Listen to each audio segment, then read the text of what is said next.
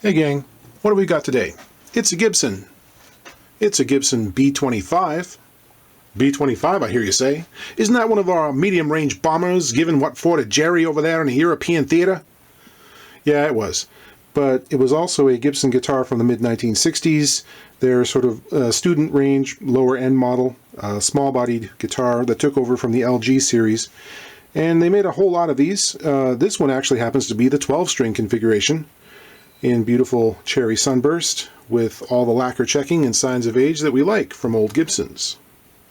So my good buddy Ed over at Birchway Sound here in Hamilton messaged me the other night, asked if I could have a look at this guitar, which we have to turn around pretty quickly for a pro in our area.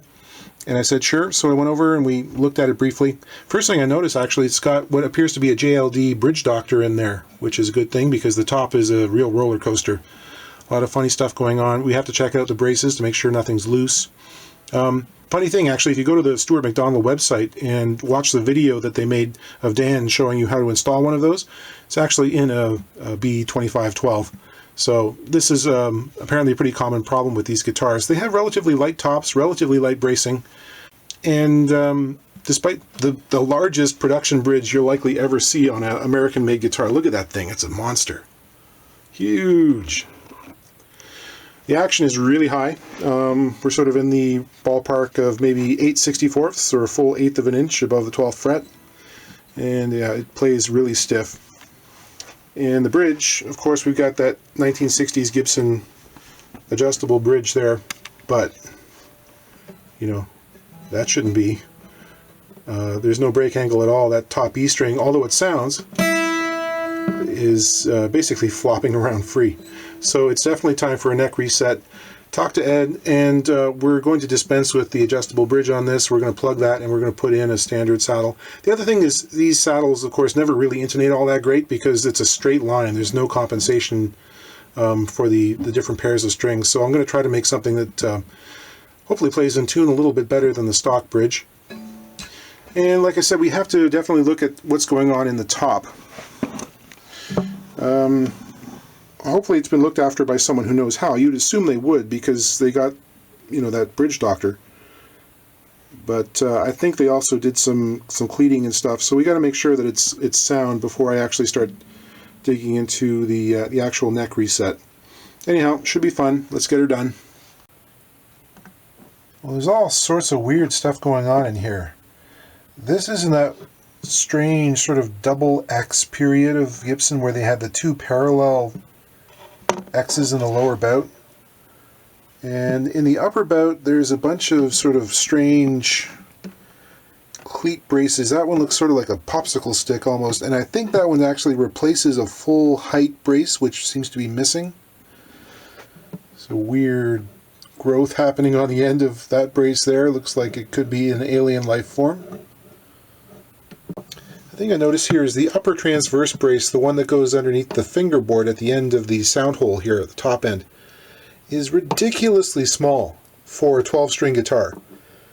Like, it looks like something out of the 20s. Someone has made a patch that goes up against the neck block. Sorry, it's really hard for this to focus. See, a lot of the braces in the lower bout have strips of linen cloth on them.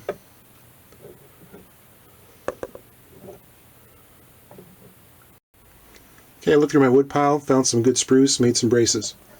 This one here is a continuation of the X arm, and it's going to tie into the cross brace here below the sound hole.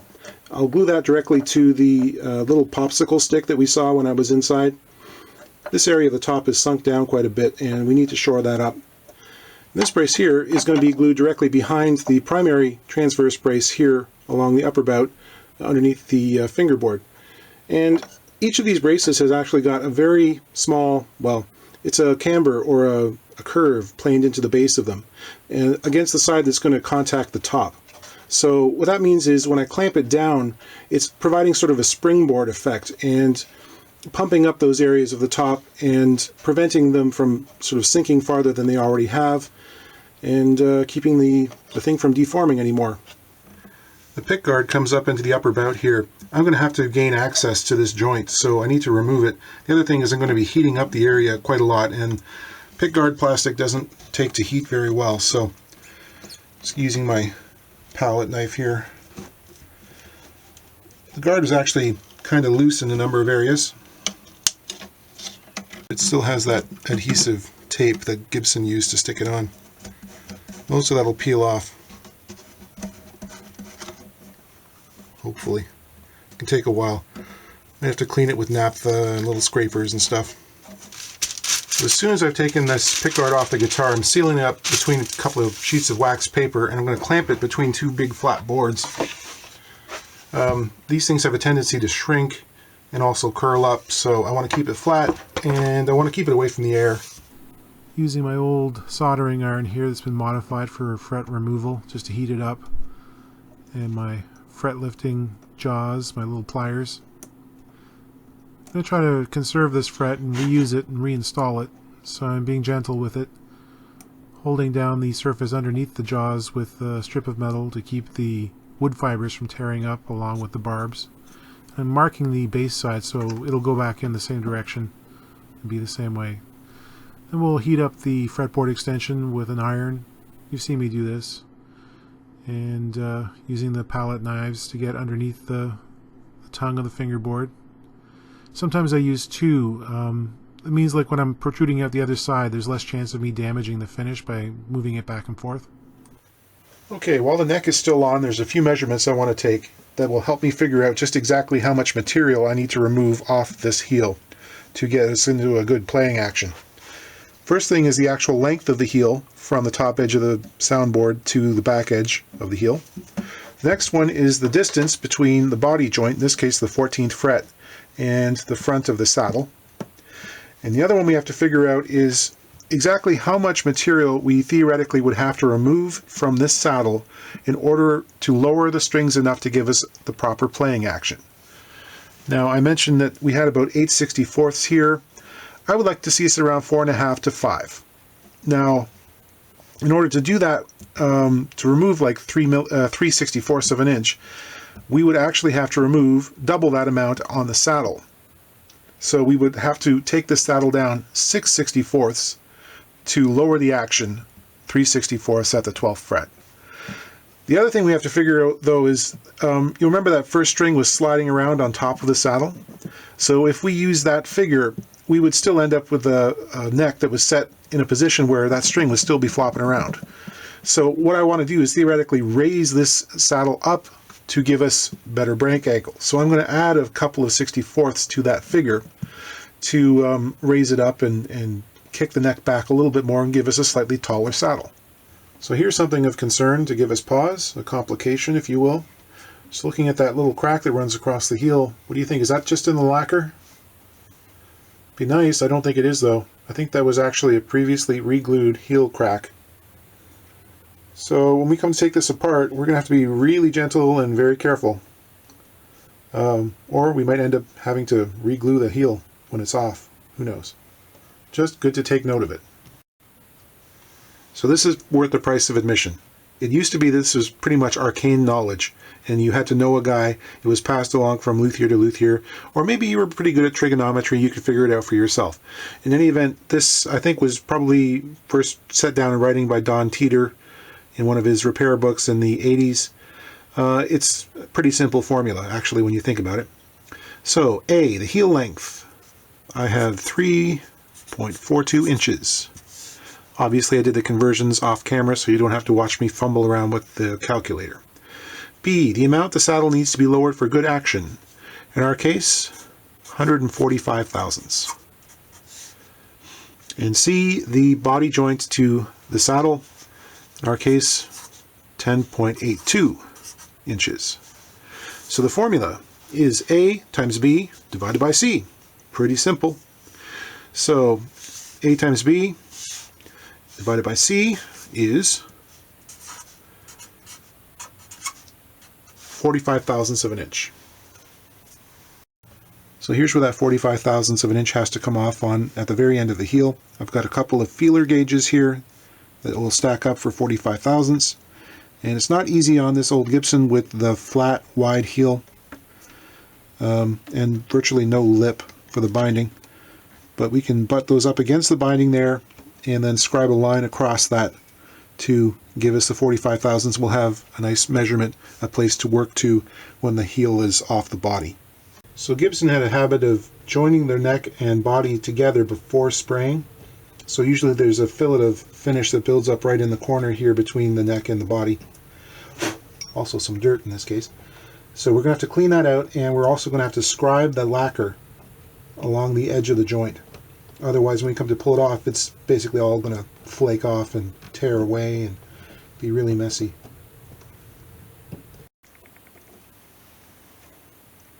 Okay, this heel seems to be good and tight.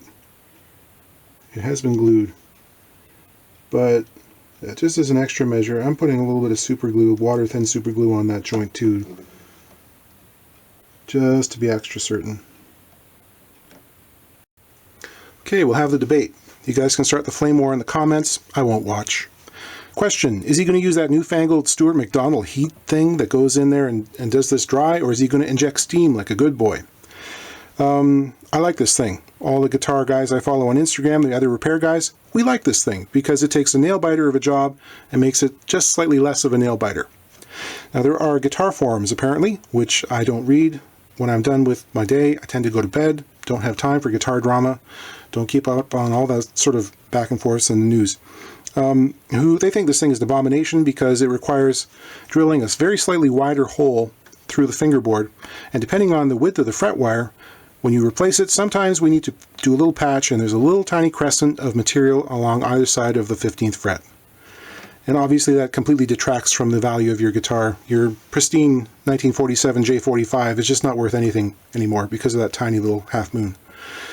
My answer to that is, of course, if you've got that pristine guitar, why don't you just put it in its case or the humidified bunker or whatever you use to store it, and just, don't ever touch it again, because as soon as you've done this work, ostensibly to make it play better, you play it, you're going to start devaluing your instrument by putting play wear and damage on it. It's a non-debate. The steam works great. I've done it for years. However, sometimes it doesn't.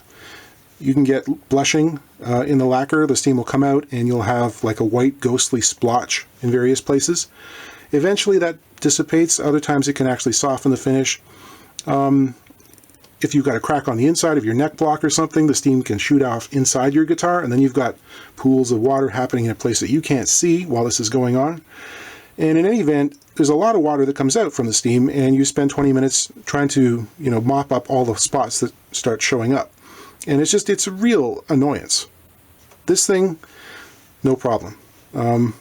Drill the hole, put it in there, heat it up, comes off clean, I can feel it, feels safe. So I like this, and if you can't live with that tiny little half moon, well, maybe I'm not your guy. You can take it to someone else who wants to use steam.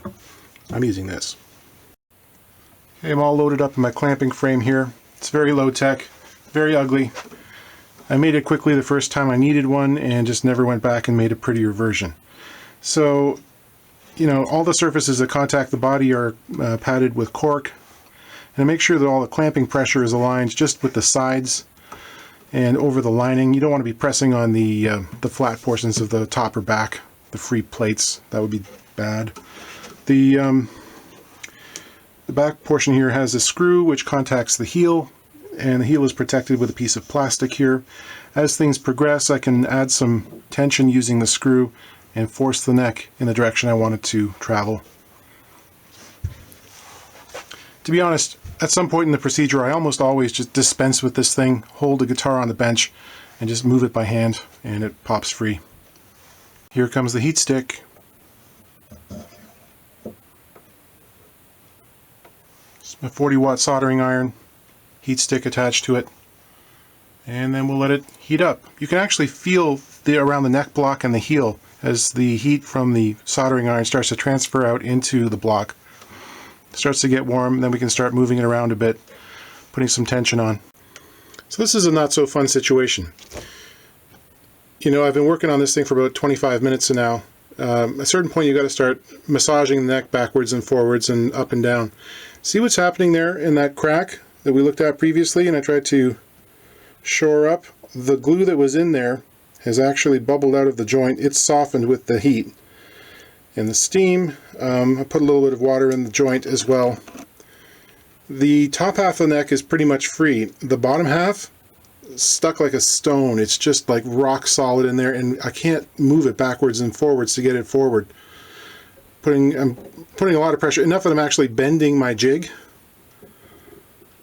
and it's just not shifting. So I think, you know, eventually what's going to happen is I'm going to keep massaging this thing, and it's actually going to break, and I'm going to be stuck with half the neck in my hand and the other half still in the pocket. At which point I guess I try other measures to see if I can get it out. Okay, it's the next day. I had to gather my thoughts, collect my energies, figure out what's going on here, reconsider. I think of these big repairs not unlike a chess game. I played a lot of chess when I was a kid, and usually when you're playing chess, you're thinking 3 or 4 moves down the road. You enter a game with a strategy for yourself, a line of attack, and you're also thinking about what your opponent might do. And sometimes your opponent's going to throw you a curveball, and then you have to reassess on the fly, figure out your various scenarios. So regardless, I'm now in a situation where I'm going to have the neck in 2 pieces. I'm going to be gluing those together. I see the line of the break. It mates nicely. I can make that look nice when I put it back together again. So all is not lost. It's not insurmountable, and we can do this, I think. Well, it did the thing. It's a good clean break. We can get that back together, no problem. Let's see if we can get that out now. There's a whole lot of glue down at the end of the cavity here. We hit the mark right on in terms of the heat stick. Got bisected the joint between the dovetail and the block. And there are a bunch of shims. Seems like there are 4 shims, 2 on either side. And there's also significant glue on the face here.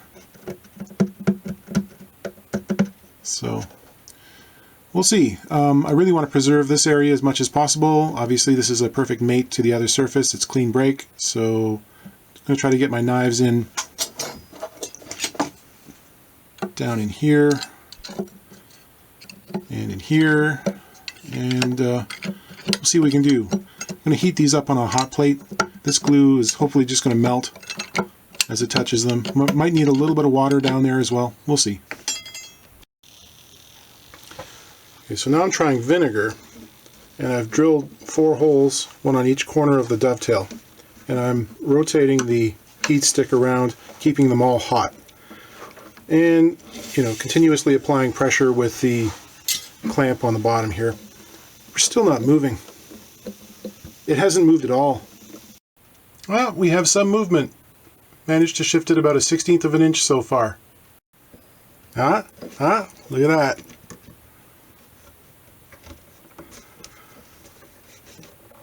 Ugh.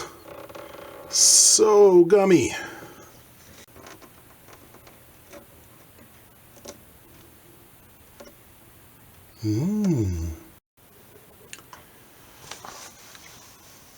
Okay, so the fingerboard extension got so whippy, it just was flopping all around. I realized there wasn't actually any wood holding it together. It was just that gummy glue residue. It looks like it's actually been cut all the way through. And so I decided to clean up the end of the tenon with a file. And from this direction, those little white things there, those are the ends of popsicle sticks. 3 of them, 1, 2, and 3. Pushed down in the end of the dovetail. Now, I don't know, maybe some of you guys who've done more of these than I, although I've done, what, 13, 14 Gibsons? Never seen that before. Something to maybe push the neck down, like sort of a resetting system to ensure the angle, or maybe just to keep things tight. I don't know.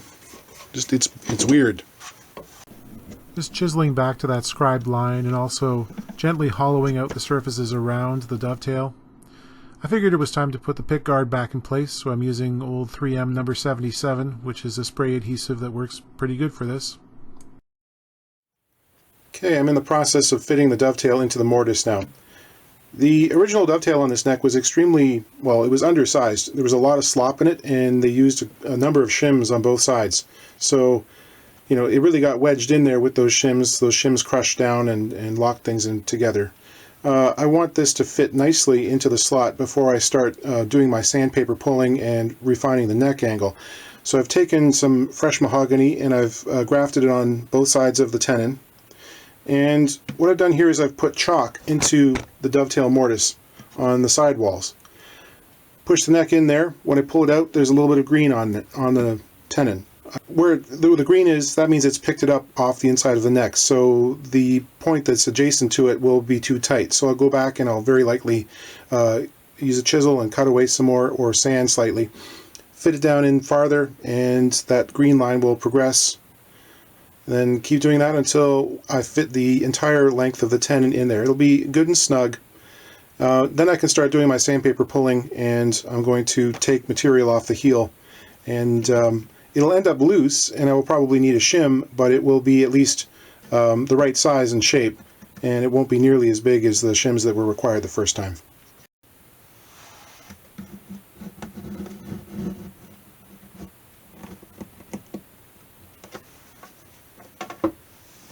That's a good fit.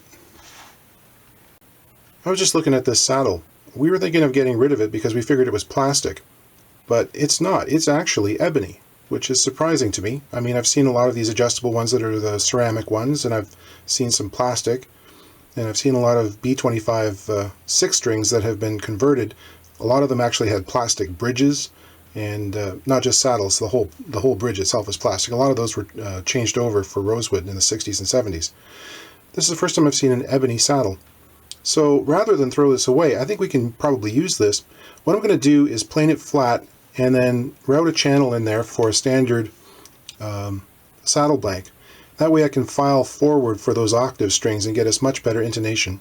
And while we're actually doing the setup, figuring out how much to take off the neck, having this in place will give us a good reference point.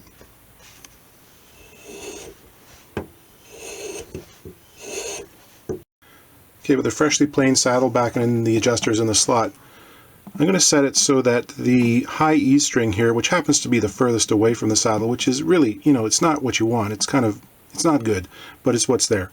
I'm going to set that so that a straight edge will show that I have just enough downward pressure on the saddle, and I know that I'm going to have about 2.5 or 3 millimeters exposed on top there, so that I'm definitely going to have enough downward pressure to get a good tone out of it. The other thing I can do is, now that this is in place and flat, I can use it as a reference point. When I'm doing my sandpaper pulls, I can put a straight edge on the top plane of the frets. When it extends over to the saddle, when that hits the top here of this bridge insert, I know that I'm just about the right place. So when I've got the saddle itself exposed, I can adjust for the height of the action that I want. There's also the adjustability inherent in the design. But that's what I'm going to do. I'm going to set the neck so that the straight edge is going to come along here and touch the top of this insert. This is some 120 grit sandpaper, and I've put some plastic packing tape on the back of it so that it's much less fragile and less likely to tear as I'm pulling on it.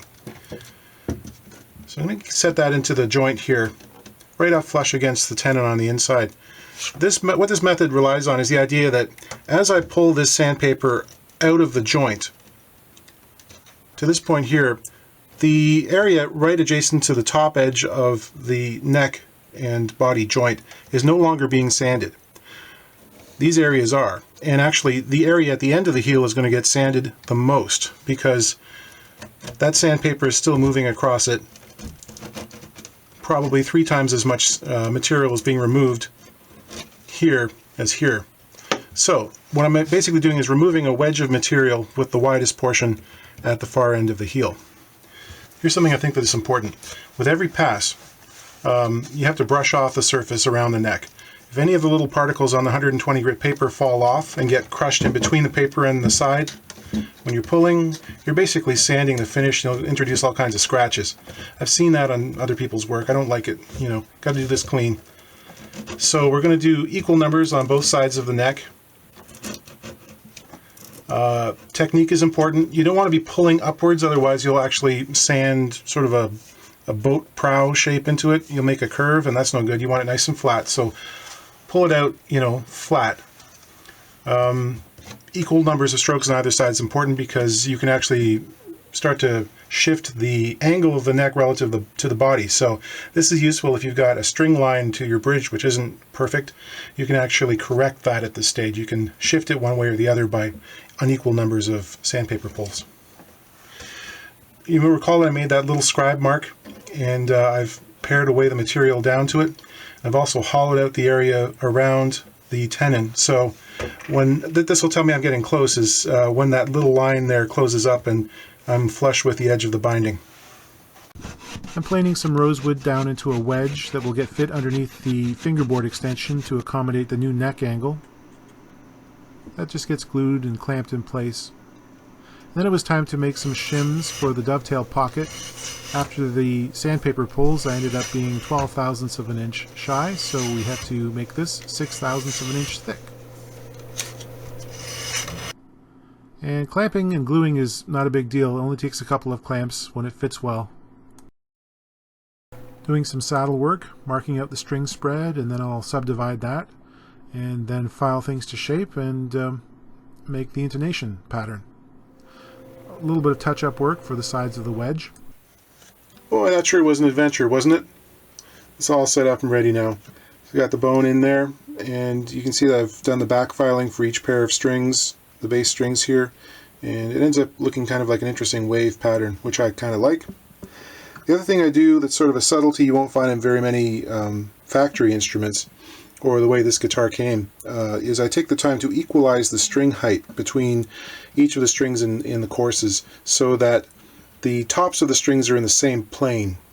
Usually what happens is that the main string, the fundamental note, will be higher because of the larger diameter. It'll sit higher on the saddle. So I take the time to file it down a bit so that when you strike them, they're sort of, it's not always possible to get them exactly even, but they're far closer than they normally would be. So they're in the same plane. That's nice. The string height, I actually managed to halve the action it came in with. Started off with 8.5 and 8/64. Now it's leaving with 4.5 and 4/64, which is good and low. And on a 12 string, it makes it feel like you're almost playing a 6-string instrument. So that heel crack is still visible. If I had another week, I could do some drop fills and finish repair and make it look less evident. But I think it's okay. It's good and solid at any rate. I'll let him know that if he wants to get the guitar to me for another week sometime, then I'll do some more touch-up for him. Okay, I gotta go drop this off.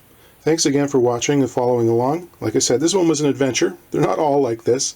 To be honest, I was on a string of maybe 3 or 4 that were just great. They were just like butter. So I guess I was due for one. And you happened to be around the day that I did it. So, you know, thanks for watching the fun and games. If I was going to suggest to someone who wanted to learn how to reset a neck, Gibson guitars aren't the obvious choice. Not just because of the value, but get an old Harmony or an old K from the 60s. Their neck joints tend to be a little bit more accurately cut than Gibson's. You saw the size and the number of shims in here, and they were using that headstock overlay material, which is very compressible, and it sort of makes up for any sins in the actual neck joint. So they hammered it in there and used a whole lot of glue. The Harmony guitars, because they were using the hide glue, they come out a little bit more easily and cleanly. So, you know, I would suggest getting an old Harmony, take the neck off, put it back on, introduce some things, do it, you know, 4 or 5 times and get comfortable with the process before you start doing it on other guitars, you know, and build your way up to it. But like we said, you know, we managed to get through it, and it's back together and playing.